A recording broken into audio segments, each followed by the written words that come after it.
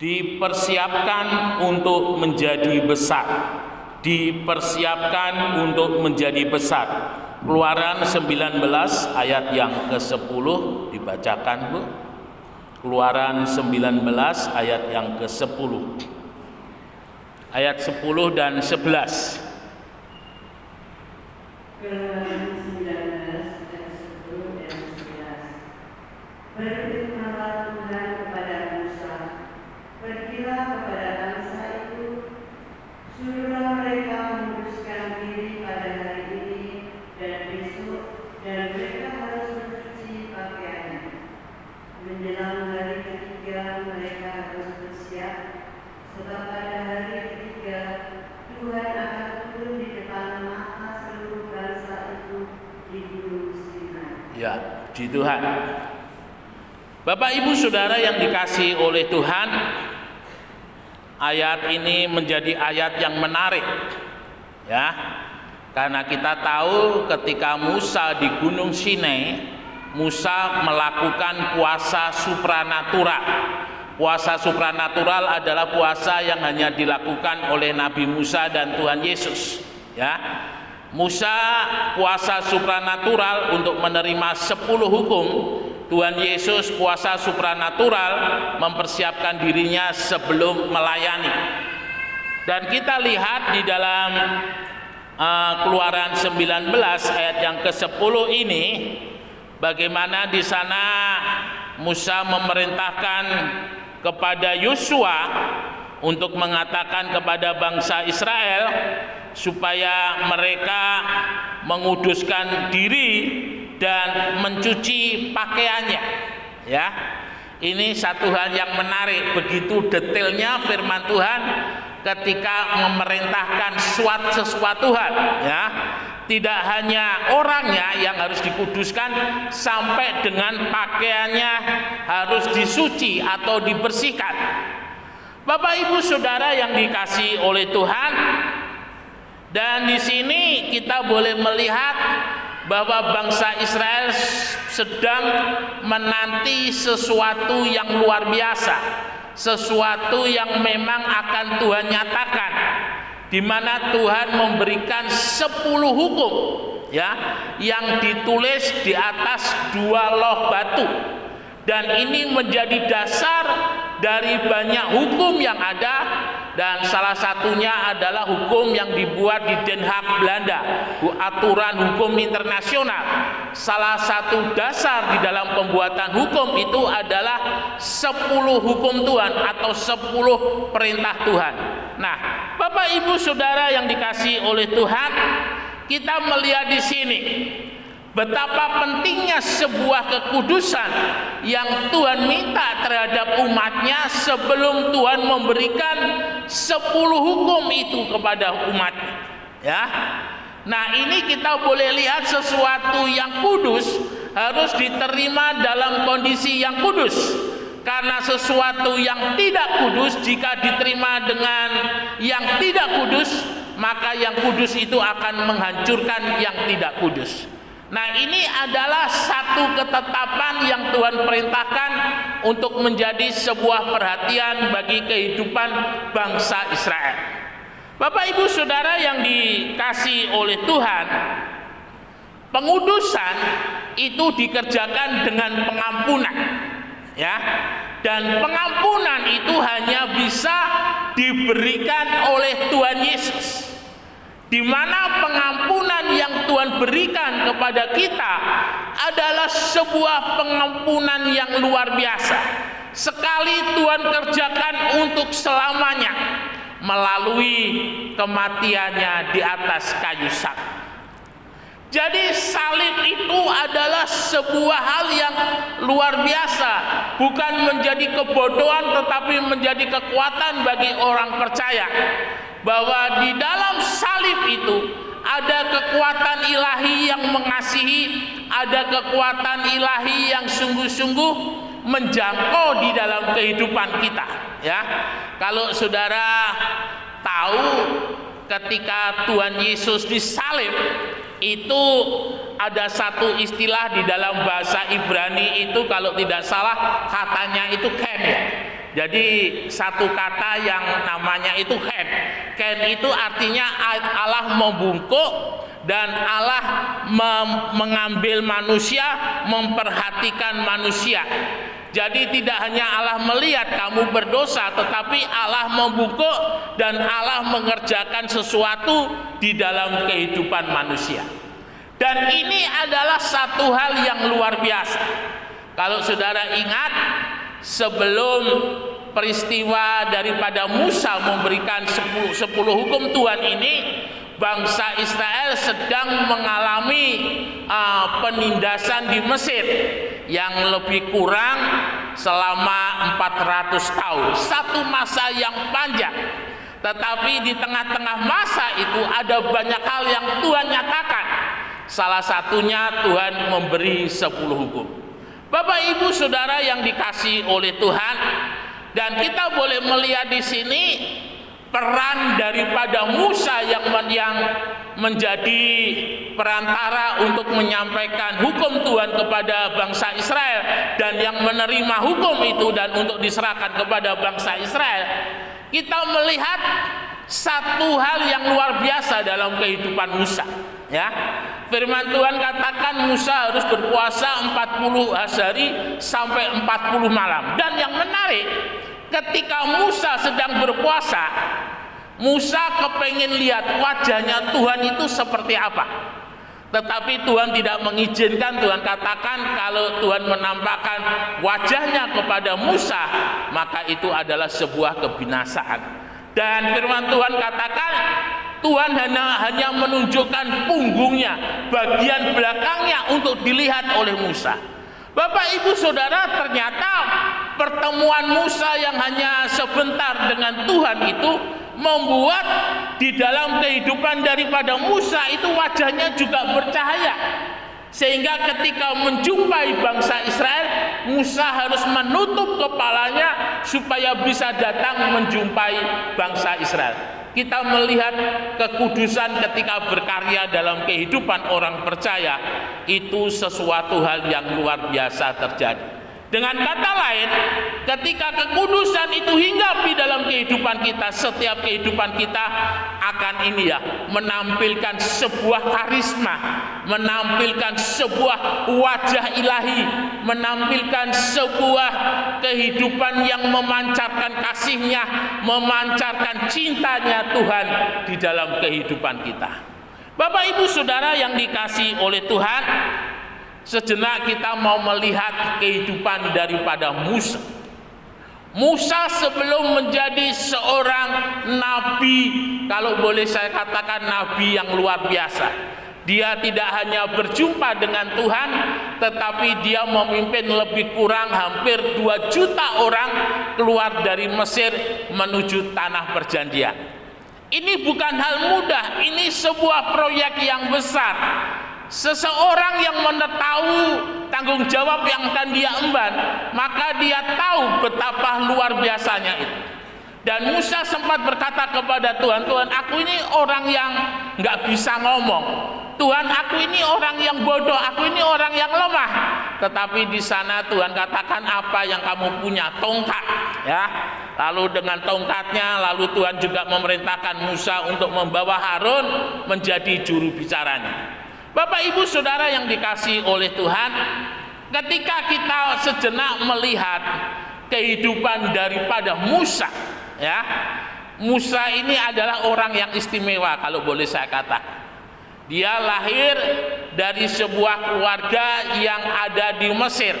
Tentunya keluarga ini adalah keluarga yang dalam penguasaan Mesir. Karena kita ingat ketika zamannya Yusuf, Yakub dengan lebih kurang 60 keluarganya pergi ke Gosen, pergi ke Mesir. Karena pada saat itu Yusuf menjadi raja kedua yang ada di Mesir. Dan sesuatu hal yang luar biasa, dari 60 orang itu menjadi cikal bakal hampir 2 juta orang yang dibawa oleh Musa keluar dari Mesir. Nah, Bapak Ibu Saudara, Musa itu artinya diangkat dari air, ya. Dan kita ingat kisah daripada Musa karena ada peraturan dari Fir'aun yang menetapkan bahwa setiap bayi laki-laki itu harus dibunuh. Tetapi ketika Musa lahir dengan pimpinan dan kekuatan Tuhan luar biasa, kalau boleh saya katakan, bagaimana tidak seorang bayi yang baru lahir bisa disembunyikan begitu luar biasa, lalu kemudian dibawa ke pinggir sungai Nil, dan ketika ada putri Fir'aun biasa mandi di sungai Nil, bayi Musa itu kalau boleh saya bilang dikelentirkan begitu ya, dan bayi Musa didapati oleh istri daripada Fir'aun, lalu kemudian diambil dan diangkat menjadi anak. Bapak Ibu Saudara, Musa dengan Fir'aun, ada sebuah teks yang lain yang pernah saya baca tidak di Alkitab, menyatakan bahwa Musa dengan Raja Mesir yang sedang memerintah pada zaman Musa, sebenarnya mereka adalah dua sahabat yang dulu pernah belajar sama-sama di kuil Dewa Matahari. Dan keduanya ini adalah seorang sarjana lulusan dari kuil Matahari. Dan kita tahu Musa dengan Fir'aun ini sebenarnya mereka mempunyai cara pandang dan strategi-strategi di dalam wawasan kebangsaan itu nyaris hampir sama. Tetapi setelah itu ketika ada banyak peristiwa, Musa lari ke padang gurun dan dia di sana selama 40 tahun dia diasingkan di sana dan ikut keluarga Jitro ya. Dan di sana dia menikah dengan anak daripada Jitro. Dan Jitro ini bukan seorang yang percaya. Dia adalah seorang pemimpin spiritual agama yang ada pada saat itu. Nah, Bapak Ibu Saudara yang dikasihi oleh Tuhan, selama 40 tahun Musa di padang gurun hanya bersama-sama dengan embek, hanya bersama-sama dengan domba. Saudara bisa bayangkan pengalaman daripada Musa ini persis seperti Daud. Dan sepertinya domba ini menjadi sebuah binatang yang unik. Bagaimana ketika selama 40 tahun Musa mengembalakan kawanan ternak daripada Jitro itu, dan dia berhasil dengan luar biasa. Dan akhirnya dari tempat itu juga Tuhan panggil keberadaan daripada Musa. Bapak Ibu Saudara yang dikasihi oleh Tuhan, ada masa-masa di mana Musa berada di padang bersama domba. Ada masa-masa di dalam kehidupan kita di mana Tuhan proses, Tuhan bentuk di dalam kehidupan kita. Setiap orang yang mau menjadi besar, dia harus masuk di dalam pendidikannya Tuhan. Dia harus masuk di dalam padang gurunnya Tuhan. Dia harus masuk di dalam penggembalaannya Tuhan. Mengapa demikian? Bapak Ibu Saudara, kita lihat Musa yang pada awal mulanya ketika dia melakukan perkelahian dengan mandor yang ada di Mesir dan membunuh mandor itu, kita melihat Musa memiliki temperamen yang sangat-sangat tidak cocok sebagai seorang pemimpin.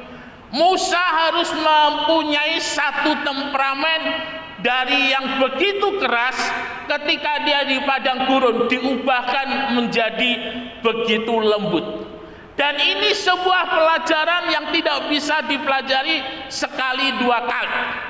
Bagaimana untuk menerima sesuatu yang luar biasa daripada Tuhan, jika di dalam kehidupan Musa, kalau boleh saya katakan, masih sembrono gitu ya kira-kira. Tetapi Tuhan bentuk di dalam kehidupan Musa supaya tidak sekali-kali ketika dia sudah memimpin dengan tongkat yang Tuhan berikan, dengan kuasa yang Tuhan berikan, Musa sewenang-wenang menggunakan tongkatnya. Sehingga sebelum semuanya itu diberikan oleh Tuhan, Musa dibentuk karakternya menjadi orang yang sangat-sangat lemah lembut.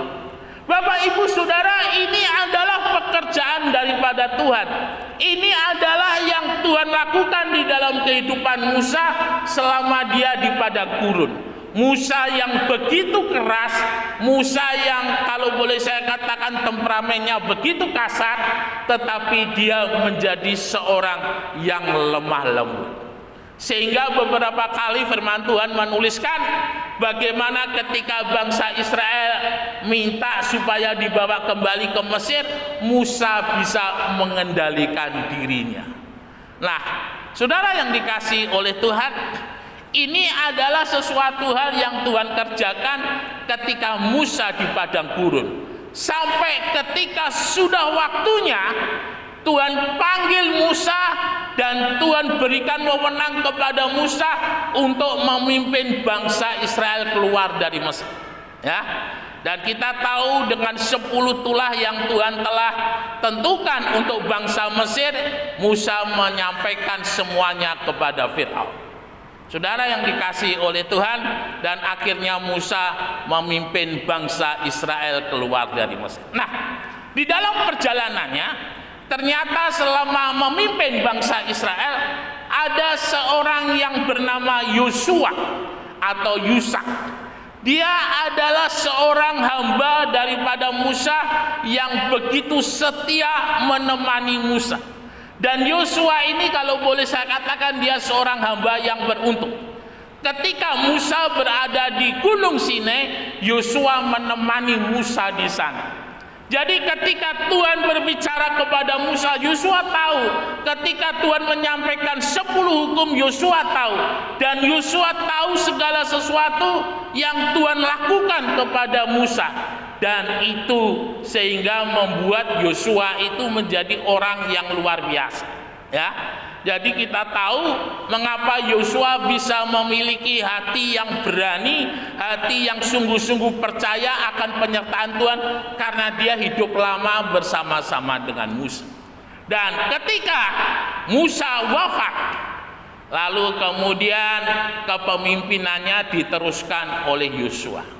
Bapak Ibu Saudara yang dikasihi oleh Tuhan, tidak banyak mujizat yang dituliskan ketika Yosua memimpin bangsa Israel. Paling tidak yang pertama ketika menyeberang Sungai Yordan, di mana di sana Yosua memimpin bangsa Israel untuk menyeberangi Sungai Yordan dan merebut kota-kota. Salah satunya yang paling besar itu adalah kota Yeriko, kota yang tidak bisa dibangun temboknya sampai dengan hari ini, ya, karena Tuhan katakan yang akan membangun dikutuk oleh Yosua yang mau membangun tembok Yeriko, dia harus mempersembahkan anaknya terlebih dahulu. Dan kita lihat pada akhir daripada Yosua memerintahkan kepada tiap suku membagi daerah yang ada di tanah perjanjian kepada tiap-tiap suku yang ada di bangsa Israel pada saat itu. Kita melihat bagaimana di sini Musa ada waktu dia dipersiapkan bersekutu dengan Tuhan. Yosua ada waktu dia dipersiapkan sebelum dia melayani. Dan kita tahu ketika Musa dipersiapkan, ketika Yosua dipersiapkan, mereka sama sekali dalam posisi yang paling bawah. Musa menjadi seorang penggembala, sementara Yosua menjadi seorang hamba, menjadi seorang bujang.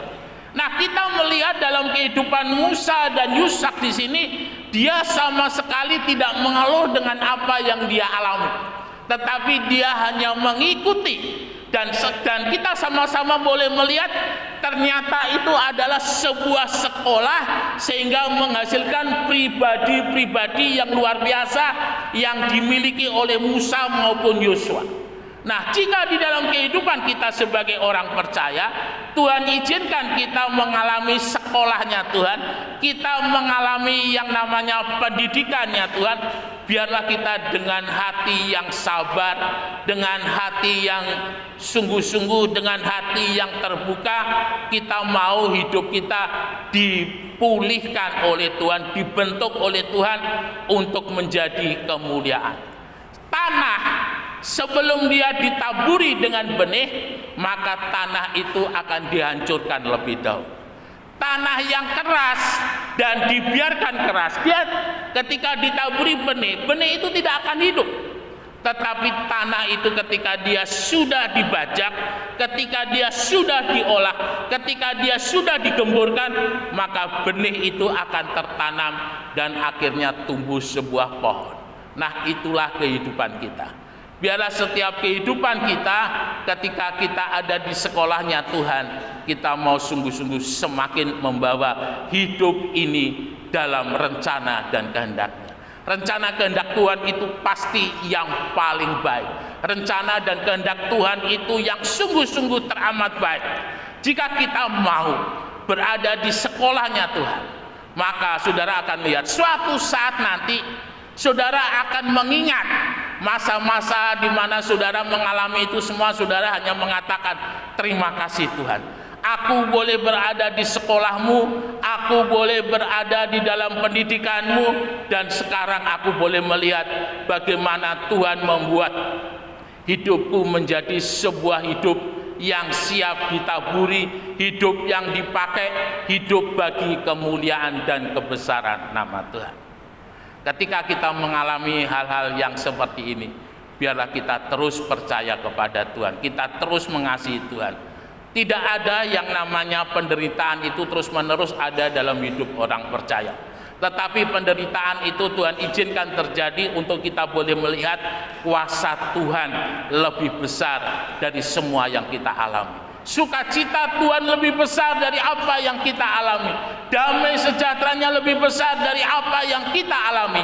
Karena Tuhan mau membuat di dalam setiap kehidupan kita terus maju, terus diberkati bagi kemuliaan dan kebesarannya. Immanuel, Tuhan Yesus memberkati, beri kemuliaan bagi nama Tuhan.